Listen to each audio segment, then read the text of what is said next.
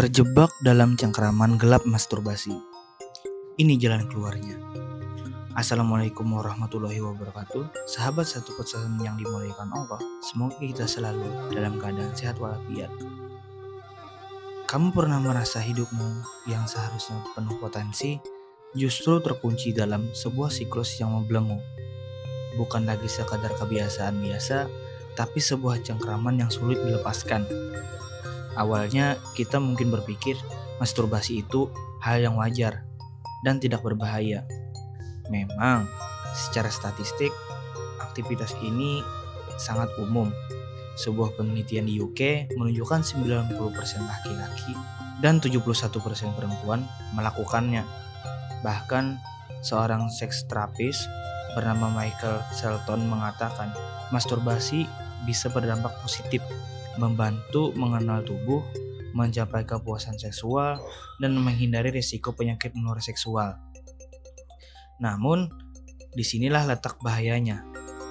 Kapan fenomena umum ini berubah menjadi jurang kecanduan yang mengikis hidup perlahan? Jawabannya bukan seberapa sering kamu melakukannya, tapi seberapa besar kendali yang sudah hilang dari genggamanmu. Kecanduan, menurut para ahli, adalah ketika sesuatu yang awalnya dilakukan untuk kesenangan perlahan berubah menjadi ketergantungan. Kita kehilangan kontrol atas perilaku masturbasi. Dorongan untuk terus melakukan begitu kuat. Bahkan saat pikiranmu berteriak, hentikan. Ini lebih dari sekedar kebiasaan. Ini adalah ketika kamu menjadikan masturbasi sebagai pelarian dari perasaan negatif seperti cemas, kesepian, atau stres demi mengejar sensasi relaksasi sesaat. Tapi sayangnya setelah itu datanglah badai penyesalan, rasa bersalah, malu, depresi, mati rasa, bahkan putus asa akan kemungkinan memiliki hubungan yang sehat. Kecanduan juga ditandai dengan kebutuhan untuk meningkatkan intensitas atau variasi demi mencapai rasa enak yang sama. Hingga akhirnya berdampak negatif pada hidupmu. Tanggung jawab terbengkalai, pekerjaan terganggu, kuliah berantakan, dan hubungan sosialmu bisa hancur berantakan. Untuk mengetahui apakah kamu benar-benar terjebak, tanyakan 3 pertanyaan ini pada dirimu sendiri. Yang pertama, apakah kamu sudah kehilangan kontrol atas aktivitas masturbasimu? Misalnya, ingin berhenti tapi tidak bisa. Yang kedua, apakah sudah ada konsekuensi negatif dalam hidupmu? Telat bekerja, tidak fokus belajar, banyak kesalahan karena pikiran terganggu. Yang ketiga, apakah kamu sering kepikiran masturbasi di saat yang seharusnya tidak? Saat meeting penting, di kelas, atau di tengah aktivitas serius lainnya. Jika setidaknya satu jawabanmu adalah iya, maka ini saatnya untuk serius mempertimbangkan perubahan. Mengapa?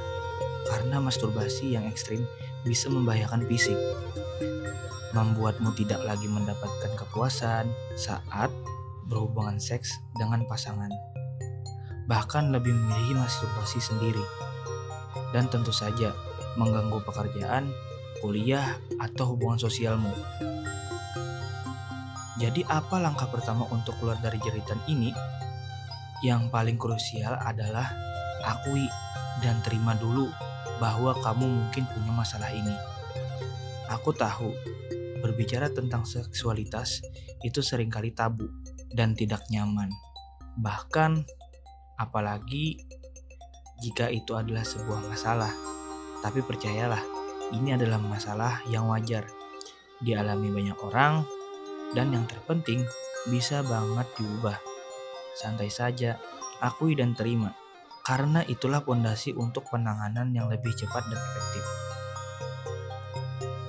Setelah keberanian untuk mengakui muncul, ini dia langkah-langkah konkret yang bisa kamu ambil. Yang pertama, cari tahu pemicunya. Kenali apa yang biasanya memicu dorongan masturbasi. Apakah saat kamu sedih, cemas, kesepian, atau hanya bosan? Jika pemicunya bosan, carilah kegiatan baru yang positif. Jika karena melihat konten seksi di media sosial, segera unfollow akun-akun tersebut. Mengidentifikasi emosi dan pemicu akan membantumu menemukan solusi yang tepat sasaran. Yang kedua, cari support system. Kamu tidak perlu sendiri menghadapi ini. Cobalah meminta dukungan dari satu orang yang sangat kamu percaya. Bisa pacar, orang tua, atau sahabat dekat. Penelitian menunjukkan bahwa dukungan dari orang lain sangat efektif dalam mengurangi perilaku kecanduan. Jika masalah ini terasa terlalu pribadi, jangan ragu untuk mencari bantuan profesional. Psikolog terlatih tidak hanya akan mendengarkan ceritamu dengan empati dan menjaga kerahasiaan, tetapi juga akan memberikan program intervensi yang lengkap agar kamu bisa keluar dari masalah masturbasi ini. Di 1% kami memiliki layanan konseling dengan paket bundling khusus untuk menangani masalah seksualitas dan gender. Didampingi psikolog yang punya minat khusus di bidang ini. Kamu juga akan mendapatkan asesmen psikolog berupa psikotes dan tugas berupa worksheet yang akan membimbingmu. Yang ketiga, pahami proses perubahan. Sadarilah bahwa perubahan itu membutuhkan proses dan waktu. Menurut teori psikologi tentang perubahan perilaku kecanduan, kamu akan melewati beberapa fase. Prekontemplasi, fase di mana kamu belum sadar ada masalah, padahal sudah ada konsekuensi negatif. Kontemplasi, kamu sudah ingin berubah, tapi masih bingung bagaimana memulainya.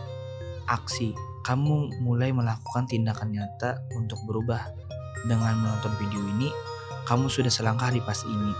Maintenance, kamu sudah berhasil sembuh, namun tantangannya adalah mempertahankan kebiasaan baru dan menghindari pemicu agar tidak kambuh atau relapse. Intinya, pertama, identifikasi apakah kebiasaan masturbasimu bermasalah. Jika iya, akui dan terima. Kedua, cari tahu pemicunya.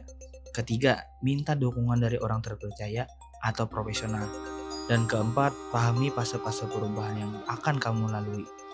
Jika kamu membutuhkan penanganan khusus atau ingin tahu apakah kebiasaanmu ini wajar atau tidak, jangan ragu untuk mendaftar konsultasi di layanan konseling 1%.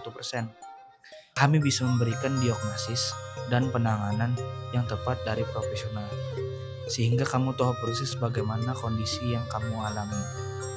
Terima kasih telah menonton video ini sampai habis. Jangan lupa untuk klik tombol like jika kalian menyukai video ini. Tinggalkan komentar dengan saran konten apa lagi yang ingin kalian dengar. Subscribe channel ini agar kalian tidak ketinggalan setiap kali kami mengunggah konten menarik lainnya. Sampai ketemu di kisah-kisah selanjutnya.